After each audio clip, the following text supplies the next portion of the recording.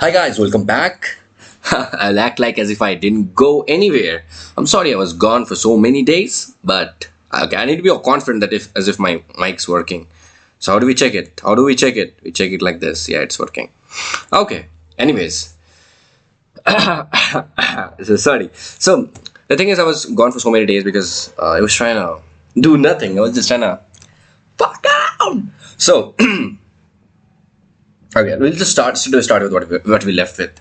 So problem solving, understanding the problem, breaking into concrete examples. We did it in the last time. Now that is break it down. Like other YouTubers would might be saying to you, other teachers would be saying to you, as if I'm a teacher, as if I'm acting like a teacher. I'm a fucking imposter. I don't do shit, but still I'm trying to understand and trying to make other people understand as if it helps somebody. I don't even care. The thing is breaking it down. Today's topic is breaking it down. Whatever problem you have got, just like break it down. As I've heard some YouTubers saying things like my teacher actually says, like, even if you somehow comment like pro slash things, and like you don't have an actual code, you don't even have a pseudo code, you just have a comments written down. So it can actually show that you're compatible, and chances are that even after not you're running out of time and still you get selected for the fact that you got your stuff together and you was about to execute it, and suddenly sum up to your ghost up have your surgeon. And the thing is, you can still you can like break it down. It's a good step. Communicate with the interviewer. Like, anyways, break it down. Explicitly write out step you need to take. It's a good practice. It just shows your communication skills to the interviewer. I need to really bring myself together because I'm very bad at writing things down instead of like aha moments in my head instead of do it. Though I have a good habit of speaking it out, but I have a very bad habit of not commenting it out. I can use ChatGPT to do that. Yeah. Like after writing the code, I like put it in ChatGPT, like write a very good and comprehensive, comments for each line of the code which I've written, but don't make it too excessive that it becomes, a brain rot for the person who reads it. Anyways, so let's get into this. Break it down. Explicitly write out the steps you need to take. You understand what I just said, right? Explicitly write out the steps you need to take. This forces you to think about the code you'll write before you write it. I don't get the point. Why don't we chat GPT it? Okay, and helps you catch any lingering conceptual issues or misunderstandings before you dive into worry about language syntax and all. So yeah, language syntax is like secondary thing. First is like breaking it down, like what you want a certain thing to do. It's like writing the blueprint for your entire Burj Khalifa. Okay, this was the question given. Write a function which takes in a string, and okay, by the way, we will not be actually writing even the pseudocode for this question which I'm reading now. People say it's a very easy thing, but even after it's, I don't think it's a very quite easy thing because we are beginners, bro. We need to actually embrace everything. We can't call like it's a very easy thing, it's a very hard thing. They just let all of these shitty things sink in.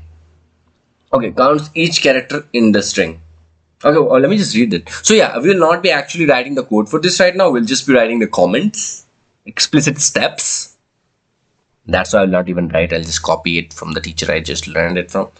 And let's just show you the importance without actually understanding the importance of it myself. So let me paste myself here. Maybe like here. Yeah. Okay.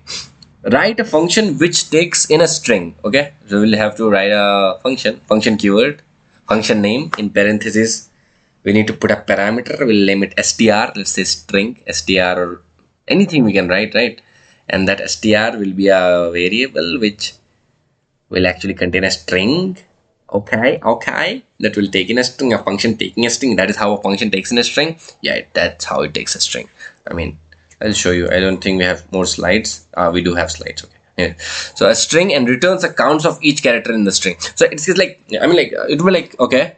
So yeah, I put in I do you know my name? So let's say like DSA. I put in string DSA. So it just says D. Okay, it returns what? Returns count. So like there could be many questions, right?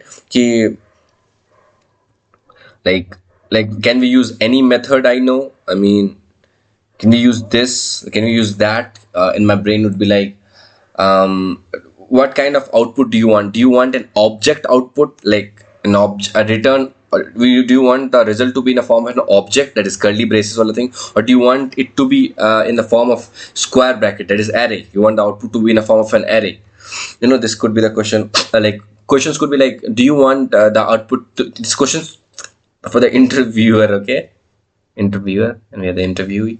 Anyways, so you can ask questions like, do you mind, like, would you want the spaces to be included? Would you want the special characters to be included? Would you want the quotes to be do you want, or just you want the alphanumeric, just like ABCDs and the numbers? And we can go more further into that. Like, we don't have uppercase and lowercase in numbers, like we're considering only alphanumeric characters, right? Numbers in text, but we have uppercase and lowercase in strings. So we can ask like, do you want the output to look uppercase different and lowercase different, like capital HELLO? So how do you want this, like for example, we put in hello as a string, so how do you want the output to be, like small letters, all of the small letters, like converting that string into small letters like lowercase and then giving you the output? What do you want? What do you want?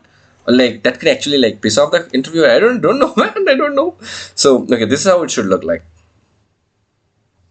So we just straight away write the function keyword, and we just create our function name, and we put in this str. This is the parameter name, and this parameter will be containing the string which will be used inside it. So do something. A function's work is to do something. We just have commented that out. Return an object with a key with a lower okay, let's just ignore this for now. Let's straight away jump into where, why so serious? Okay, let me just comment this part out. Okay, let me just comment this part. Let us just comment this part. Wow, weird way of commenting things.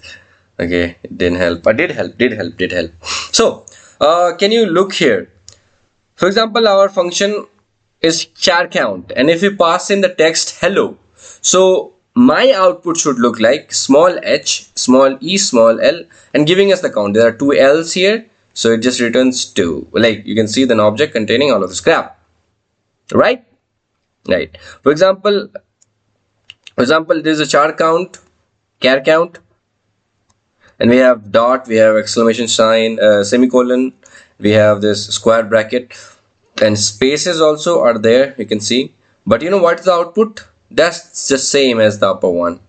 Oh my damn god.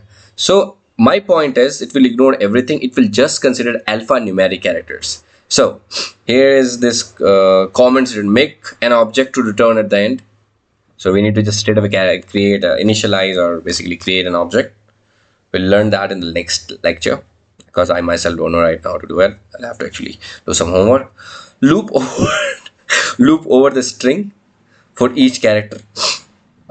You can do that using, I have a very cute approach in it. Like this method was introduced in the year 1999. It's like a very old method only. That is dot match. So first of all, the entire string will just use dot lowercase. That will convert the entire uppercase, lowercase, everything was there into everything into lowercase. The next thing we would be doing is just considering alphanumeric characters. So for that you can use dot match, and in dot match parenthesis you can concatenate all of them together, like dot lowercase, and in the same line you just add dot math, and we are applying all of that onto the string, that str thing. Anyways, what was I saying? So yeah, dot match, and after that we will just write like what do we want, like small a to z we want, and we don't even want spaces to get included, only just that, those things which we want, 1 to that, and just the numbers. Okay, got it. So you can use the dot match. So if the char is a number or a letter, so we don't actually have to go for like 2 parameters here. Like we already have filtered the number or a letter. It's already a number or a letter, so we don't give a damn about this, so we can ignore this part. So if, okay, what? If the character is a key in an object, add 1 to the count. If the character is not an object, is not in the object, straight away set its values to 1. Put that into the object and set its values to 1. Okay. If the character is something else, so this thing, bro, with just using dot match method, all this painful stuff of this entire thing can be ignored. No. Okay, this is how simple it gets. So these are the basic steps. Like, you need to create an object. The second step would be looping over each and every element of the object. Yeah.